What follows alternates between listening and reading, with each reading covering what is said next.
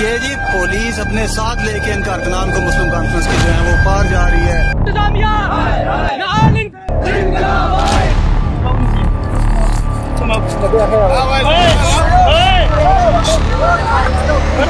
ये गोली लाके ये भाई को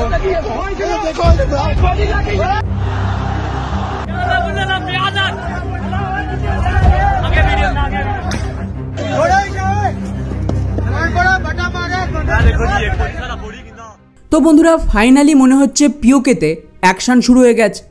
যে মুহূর্তে রক্ষামন্ত্রী রাজনাথ সিংয়ের বয়ান আসে যে আমাদের যুদ্ধ করার প্রয়োজনই নেই, পিওকে নিজে থেকেই আমাদের সাথে জুড়ে যাবে। আশ্চর্যজনকভাবে তার দুদিন পর থেকে গোটা পিওকেতে লিটারেলি আগুন জ্বলছে। পরিস্থিতি এতটাই মারাত্মক হয়ে উঠেছে যে পাকিস্তানের আর্মি পর্যন্ত এটাকে কন্ট্রোল করতে না পেরে নিজেদের স্পেশাল প্ল্যাটুন ফোর্স মোতায়েন শুরু করে দিয়েছে।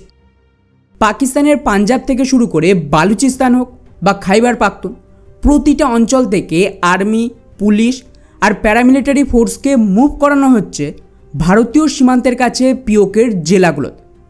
খবর অনুযায়ী পাকিস্তানের প্রায় 2000 মিলিটারি অফিসার মোতায়েন করেছে আর তাদের সাপোর্টে 167টা প্ল্যাটুন ফোর্স পাঠানো হয়েছে। আপনাদের জানিয়ে রাখি, পাকিস্তানের প্রত্যেকটা প্ল্যাটুন ফোর্স কম করেও 30 থেকে 50 জন সৈনিক থাকে, যাকে একজন সিনিয়র অফিসার কমান্ড করে। তো সেই হিসেবে 167টা প্ল্যাটুন ফোর্স মানে কমপক্ষে 6 থেকে 7,000 অতিরিক্ত ফোর্স আর তার সাথে 2000 অফিসার পিওকেতে পৌঁছে গেছে। আর তাছাড়া অলরেডি পিওকের ভেতরে পাকিস্তান আর্মির একটা বড় অংশ মোতায়েন তো আছে। ফলে লাস্ট কয়েকদিনে কন্টিনিউয়াসলি এমন কিছু ঘটছে যা স্পষ্ট ইঙ্গিত দিচ্ছে যে ভারত এবার সম্ভবত পিওকের ভেতর এক্স্যাক্টলি সেটাই করবে যা নেপালে হয়েছে। তফাৎ শুধু একটা, নেপালের গোটা প্রদর্শনের ফান্ডিং আর পরিকল্পনা আমেরিকার ছিল, কিন্তু ভারত সেটাকে সমর্থন দিয়ে নিজেদের কাজে লাগায়।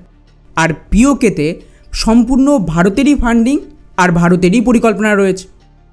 উদাহরণ হিসেবে এই ভিডিওটা দেখ, যেখানে ভারতীয় ক্রিকেট টিম পাকিস্তানের বিরুদ্ধে জেতার সাথে সাথে ওই রাতে পিওকের ভেতরে জুলুস বের হয়, যেখানে স্লোগান দেওয়া হয় সাদা বাল্লা ভারী। বেসিক্যালি ওরা পাকিস্তানকে মক করছে।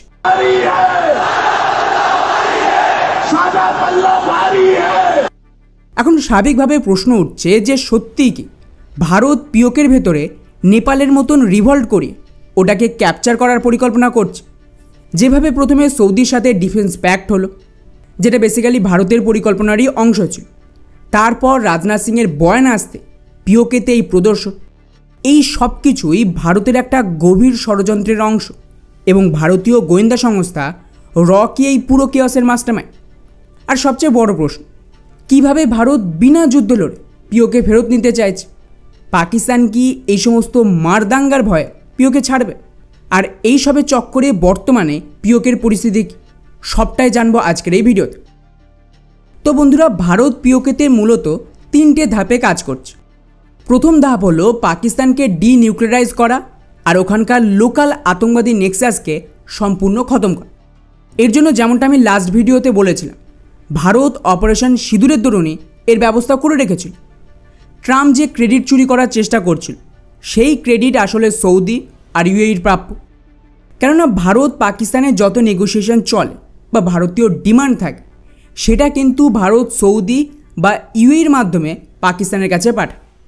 অপারেশন সিঁদুরকে থামানোর জন্য ভারতের 2টো ডিমান্ড ছিল, পাকিস্তানের আতঙ্কবাদীদের খতম করা আর ডিনিউক্লিয়ারাইজেশন। এর জন্যই বেসিক্যালি সৌদি আর পাকিস্তানের ডিফেন্স প্যাক্ট সাইন হয়েছে, যাতে পাকিস্তানের নিউক্লিয়ার সৌদিতে মোতায়েন করা যায়, যেটা ডিনিউক্লিয়ারাইজেশনের অংশ। এবং এর উপর আমি গত ভিডিওতে ডিটেলসে এক্সপ্লেন করেছি, ওই ভিডিওটা গিয়ে দেখতে পারেন। অন্যদিকে দ্বিতীয় ডিমান্ড পাকিস্তানের আতঙ্কবাদীদের খতম করা। এর জন্য আননোন গানম্যান পাকিস্তানের অ্যাক্সেস পাবে, কিন্তু তার জন্য ভারত পাকিস্তানের ক্রিকেট চলবে ইউএইতে, কারণ এটা ওদের প্রফিট। এমনকি পিএম মোদি নিজেই এই কারণে ভারত পাকিস্তান ম্যাচকে অপারেশন সিঁদুরের সাথে তুলনা করে। আর এই যে ম্যাচটা খেলা হয়েছে ভারত আর পাকিস্তানের মধ্যে, এই বিষয়টা ডিসাইড হয়েছিল অপারেশন সিঁদুরের নেগোসিয়েশনের দরুন, এবং এটা ইউএইর কথায় হয় যাতে ইউএই এখান থেকে একটু ফায়দা পেতে পারে। এর বিনিময়ে আমাদের মূল টাস্ক পাকিস্তানের আতঙ্কবাদীদের যে হিট লিস্ট, সেটা ভারত শেয়ার করবে এবং এদেরকে এলিমিনেট করা হবে পাকিস্তানের ভেতরে, আর এটা ইউএই করাবে পাকিস্তানকে দিয়ে। এরপর ভারতের দ্বিতীয় ধাপ হল পাকিস্তানের ভেতর থেকে পিওকেতে আগুন জ্বালানো। এটা খুব গুরুত্বপূর্ণ, কারণ যদি পিওকের লোকাল জনগণ ভারতের বিরুদ্ধে থাকে আর পাকিস্তানের পক্ষে, সেক্ষেত্রে ওটা ক্যাপচার করা মারাত্মক মুশকিল। একটা লোকাল রেজিস্ট্যান্স ফেস করতে হবে ভারতীয় ফোর্সকে। এমন অবস্থায় ভারতের ব্যাপক লস হতে পারে কনফ্লিক্ট শুরু হল, এবং ইন্টারন্যাশনালিও ভারতের মুশকিল হবে। এটাকে এক্সিকিউট করার জন্য দুভাবে কাজ হয়েছে। প্রথমত 370 ধারা হাঁটিয়ে আমাদের কাছে অলরেডি যে কাশ্মীর রয়েছে সেখানে ডেভেলপমেন্ট করা হয় আর আতঙ্কবাদকে খতম করা। এতে কী হবে? কাশ্মীরে একটা শান্তি থাকবে আর ভারত সম্পূর্ণ ফোকাস পিওকেতে রাখতে পারবে, এবং এটা পিওকের জনগণকেও ইনফ্লুয়েন্স করতে সাহায্য করে। এবারে এখান থেকেই দ্বিতীয় ভাগ শুরু হয়, যেখানে ভারতীয় গোয়েন্দা সংস্থা এই সমস্ত ডেভেলপমেন্টকে দেখে পিওকের ভেতর একটা সোশ্যাল রেজিস্ট্যান্স তৈরি করবে পাকিস্তানের অপশাসনের বিরুদ্ধে। আর এর জন্য ব্যবহার করা হয় পিওকের ভেতরে আওয়ামী অ্যাকশন কমিটি। এরা বেসিক্যালি ভারতের একটা অ্যাসেটসের মতো। এদের কাজ ছিল পিওকেতে যে মারাত্মক অবস্থা তাকে জনগণের সামনে তুলে ধরে তাদেরকে রাস্তায় নামান। এটা একটা লং টার্ম প্রসেস, যার কাজ বেসিক্যালি 2020 সাল থেকে চলছে। আমাদের জন্য সুবিধা হলো পাকিস্তানের সরকার অলরেডি পিওকেতে কোনো রকম ডেভেলপমেন্ট করেন, উল্টে ওখানকার ন্যাচারাল রিসোর্স চীনকে বিক্রি করে দিচ্ছে। ফলে ওখানে না বিদ্যুৎ রয়েছে, না হাসপাতাল, না স্কুল, কোনো রকম সুবিধা নেই। উপরন্তু এখন যে বেসিক জিনিস মানে খাবার, আটা, সেটা পর্যন্ত ওরা পাচ্ছে না।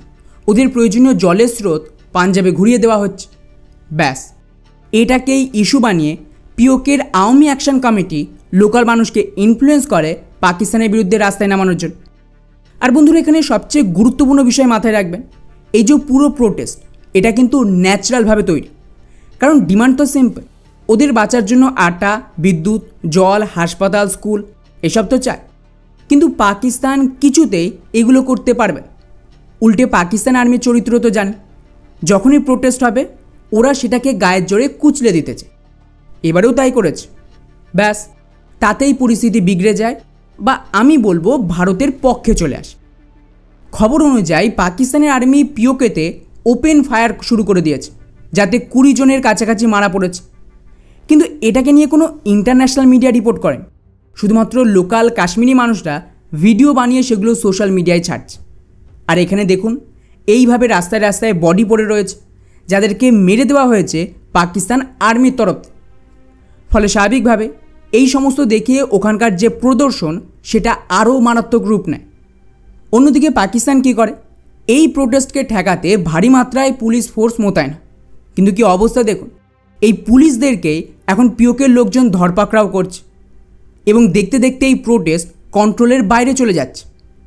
এর কাউন্টারে পাকিস্তান প্ল্যান করে পিওকের ভেতরে ওদের আরেকটা ফ্র্যাকশন রয়েছে, যার নাম মুসলিম কনফারেন্স। এদেরকে ময়দানে নামানো হয়। এরা বেসিক্যালি আইএসআই ব্যাক একটা ইসলামিক কট্টরপন্থী গোষ্ঠী, যারা পাকিস্তানের সমর্থনে খোলাখুলি এই প্রদর্শনকারীদের গুলি করে মারছে। এটা তার একটা ভিডিও ক্লিপ, যা পাকিস্তান বা পিওকের ভেতরেরই কোনো একটা লোকাল নিউজ চ্যানেল দেখাচ্ছে। আচ্ছা, এখানে যত বেশি পাকিস্তান ওখানকার সাধারণ মানুষকে মারছে, তত বেশি কিন্তু পিওকের জনগণ ক্ষেপে উঠছে, যার ফলস্বরূপ ওখানকার সিকিউরিটি ফোর্সকে লোকাল জনগণ টার্গেট করছে। এই ভিডিওটাই দেখুন, এইভাবে পাকিস্তান আর্মির সৈনিকদের ধরপাকড়াও করছে, যা মারাত্মক ভাইরাল হচ্ছে এই মুহূর্তে ইন্টারনেটে। এমনকি এর থেকে বাঁচার জন্য অনেক পুলিশ আর প্যারামিলিটারি ফোর্স এইভাবে ইউনিফর্ম খুলে জঙ্গলে রেখে পালাচ্ছে বা সাধারণ মানুষের মধ্যে মিশে যাচ্ছে, যাতে ওদেরকেও ধরে মেরে না দেয়।